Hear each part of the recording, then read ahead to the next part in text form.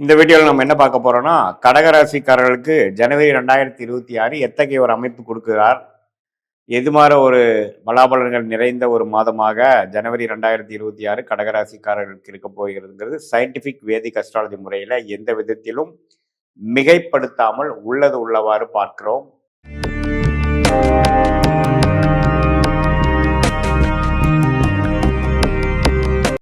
இந்த பரிகாரங்கள் அது மாதிரி விஷயத்துக்குள்ள போகாமல் ஒரு கிரகம் ஒரு இடத்துல இருக்கும் பொழுது எது மாதிரி கர்மா வந்து இந்த ராசிக்கு பொதுவான பலனாக ஜனவரி மாதம் 2026 கொடுக்க போகிறார், எப்படி வந்து அந்த வாழ்க்கை சம்பவங்கள் சாதகமான சம்பவங்களாகவும் சாதகமற்றமான சம்பவங்களாகவும் ஒரு கிரகமும் ஒரு பாவத்தில் இருக்கிறப்போ எப்படி வந்து பாதிப்போ அல்லது சாதகமான ஒரு ஊண்டுதலோ எப்படி கொடுக்குறார்கள், அதனால வாழ்க்கை பயணம் எப்படி நமக்கு போகுது அப்படிங்கிறத நம்ம வந்து துல்லியமா பார்க்க போறோம். இப்ப பாருங்க, கடகராசிக்கு 9ஆம் இடத்துல சனி நீடித்திருக்கிறார், 12ஆம் இடத்துல குருவும், 8ல் ராகும், 2ஆம் இடத்தில் கேதும் இருக்கிறார். இது எந்த விதத்திலையும் மாதம் முழுவதும் மாற்றமில்லை. மாத கிரகமாகிய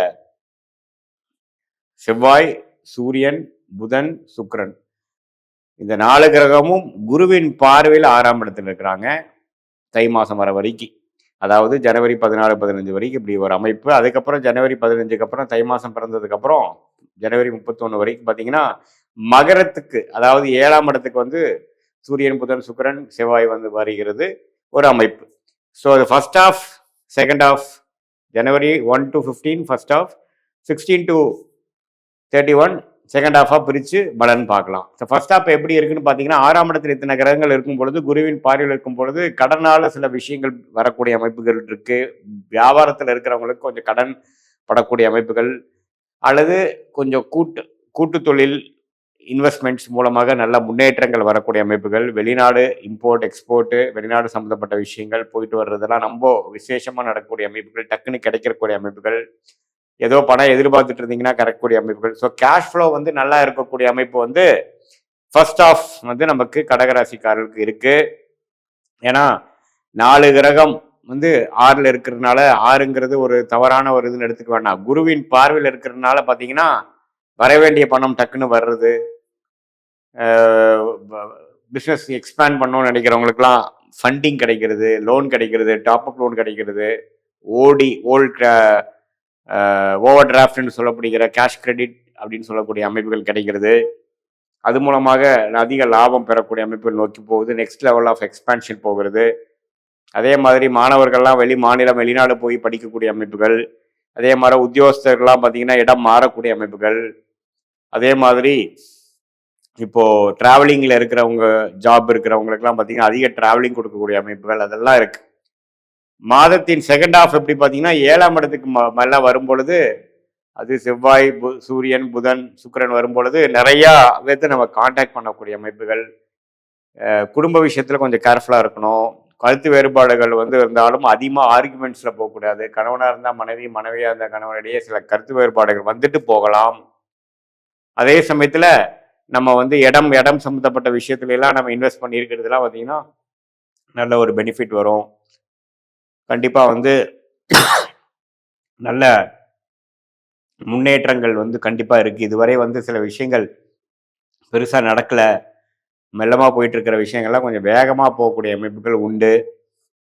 ஸோ டெஃபினெட்லி பார்த்தீங்கன்னா இந்த மாதம் வந்து ஃபர்ஸ்ட் ஆஃப் ஒரு மாதிரியான அமைப்புகள் கொடுத்து, செகண்ட் ஆஃப் பாருங்க நல்ல முன்னேற்றம், சில விஷயங்கள்லாம் டக்குன்னு நடக்கிறது, இந்த பணம் வரவுனால சில விஷயங்கள் சாதிக்கிறது, கல்யாணம் ஆகாமல் இருக்கிறவங்களுக்கு கல்யாணம் வரக்கூடிய அமைப்புகள், இது மாதிரிலாம் நல்ல ஒரு அமைப்புகள் கொடுக்கக்கூடிய அமைப்பு உண்டு. ராஜோக அதிபதியே உச்சம் பெறுகிறார். ஸோ அதனால எல்லாமே இருக்கு. ஆனால் உறவுகளில் மட்டும் கொஞ்சம் கேர்ஃபுல்லாக இருக்கணும். திருவேத்துக்கெல்லாம் பார்த்தீங்கன்னா காதல் திருமணம் வரக்கூடிய அமைப்புகள் உண்டு. சில கருத்து வேறுபாடுகள், சில பிரச்சனைகள்லாம் வந்து நண்பர்களிடையே, பங்குதாரர்களிடையே, குடும்பத்தில் வந்ததுன்னா பெரிய ஆர்குமெண்ட்ஸ் போடாமல் நம்மளோட சைடு வந்து நம்ம ஜஸ்டிஃபை பண்ணாமல் மேலோட்டமாக போகக்கூடிய அமைப்புகள் தேவைப்படும். கோபதாபங்களை கொஞ்சம் காம்படுத்த வேண்டிய அமைப்புகள் தேவைப்படுது. வேகத்தை காட்டிலும் வீரத்தை காட்டிலும் விவேகமாக செயல்படணும் அப்படிங்கிறதான் நம்மளுடைய அமைப்பு.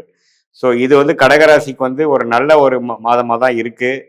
ஏன்னா முதல் ஆஃப் பார்த்தீங்கன்னா குருவின் பார்வையிலையும் செகண்ட் ஹாஃப் பார்த்தீங்கன்னா 7ஆம் இடத்துல கேந்திரத்துல போய் சில ராஜகிரகங்கள் வந்து போகிறதும் நல்ல வாழ்க்கையில வந்து அடுத்த கட்ட முன்னேற்றத்தை கொடுக்கக்கூடிய ஒரு அமைப்பு கண்டிப்பா உண்டு. வியாபாரமா இருந்தாலும் சரி, தொழிலா இருந்தாலும், வேலை, படிப்பு, அடுத்தடுத்த விஷயத்தை எதிர்நோக்கி கொண்டு இருக்கிறவங்களுக்குலாம் ஒரு நல்ல மாற்றத்தை கொடுக்கக்கூடிய அமைப்பு கட்டாயம் உண்டு. ஸோ கடகராசிக்காரங்க அஷ்டம சனிலாம் முடிஞ்ச ஓரளவுக்கு முன்னேறி கொண்டு இருக்கக்கூடிய பகுதியில் இந்த ஜனவரி மாதமும் ஒரு நல்ல பங்கு கொடுக்கக்கூடிய அமைப்புகள் உண்டு. ஸோ இது வந்து ஒரு பொதுவான ஒரு அமைப்பை ஒழிய நீங்கள் பிறக்கக்கூடிய தேதி, நேரம், உரை வைத்து உங்கள் ஜாதகம் போட்டு திருக்கணித பஞ்சாங்கம் பிரகாரம் போட்டு உங்களுடைய தசாபுக்திகள் எப்படி, நீ எந்த லக்னத்தில் பிறந்தீங்க, அந்த தசநாதன் புக்திநாதன் இப்போ கோச்சாரத்தில் நம்ம பேசுனது எப்படி இருக்கு, எது மாதிரி நட்சத்திரத்திலிருந்து தசை நடக்குதுங்கிறதெல்லாம் ஒருங்கிணைத்து பார்த்து ஒரு கிரகமும் 27 நட்சத்திரத்துல 9 கிரகம் 12 கட்டத்துல எப்படி இருக்கிறதுல பார்த்து இந்த கோச்சார பலனையும் சேர்த்து வச்சு நம்ம பார்க்கும் பொழுது அடுத்த வரக்கூடிய காலகட்டம் ஷார்ட் டேர்ம் எப்படி இருக்கு, அடுத்தக்கூடிய காலகட்டம் லாங் டேர்ம் எப்படி இருக்கு, எது மாதிரி விஷயங்கள் காத்து இருக்கிறது, எந்த மாதிரி பிராப்தங்கள் நமக்காக காத்து இருக்கிறது, எது மாதிரி விஷயங்கள் நோக்கி நம்ம போகலாம், எது நமக்கு சம்மந்தம் இல்லை, எது நமக்கு வர பிராப்தம் இல்லாமல் இருக்கு, நம்மளுடைய லக்கியான துறை என்ன, எது மாதிரி துறையில வந்து நம்ம ஜெயிக்க முடியும், வேலையா தொழிலா, எந்த நேரத்தில் திருமணம் நடக்கக்கூடிய அமைப்புகள் இருக்கு, திருமணம் எப்போ பார்க்க ஆரம்பிக்கலாம்,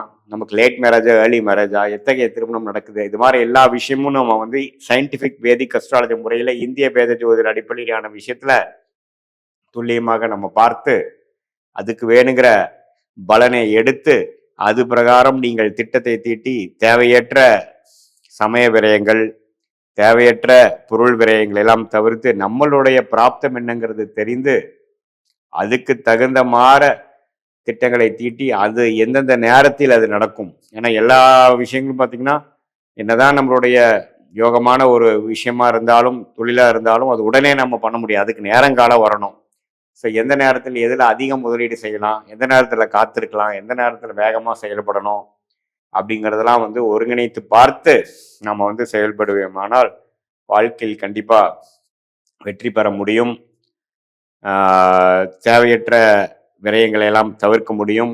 உங்களுடைய கர்மா என்ன சொல்கிறது, நீங்கள் வந்து இது மாதிரி துறையில் போகக்கூடியவர்களா, அல்லது வந்து உங்களுடைய படிப்பு வந்து படித்த படிப்புக்கு தகுந்த மாதிரி வேலைக்கு போறீங்களா, அல்லது படிப்புக்கும் வேலைக்கு சம்மதம் இருக்காதா, அல்லது எந்த நேரத்தில் வந்து கடன் அடையும், எந்த நேரத்தில் வந்து நமக்கு வந்து வேணுங்கிற உடல் உபாதைகள்லாம் கொஞ்சம் குறைஞ்சி நம்மளுடைய ட்ரீட்மெண்ட் வந்து வேலை செஞ்சு நம்ம உடல் உபாதைகள் வந்து வெளியே வருவோம், எந்த நேரத்தில் நம்ம ஆப்ரேஷன் பண்ணுறதெல்லாம் தவறு, எந்த நேரத்தில் பண்ணோம் அப்படிங்கிற மாதிரி நம்ம டைம்லைன்ஸ் தெரிந்து அதுக்கு தகுந்த மாதிரி தக்க முடிவுகளை எடுத்து வாழ்க்கையில் நம்ம செயல்படுத்துமையானால் வாழ்க்கையில் எதிர்நீச்சல் வென்றி எளிதில் வெற்றி பெற முடியும் என்று சொல்ல விரும்புகிறேன்.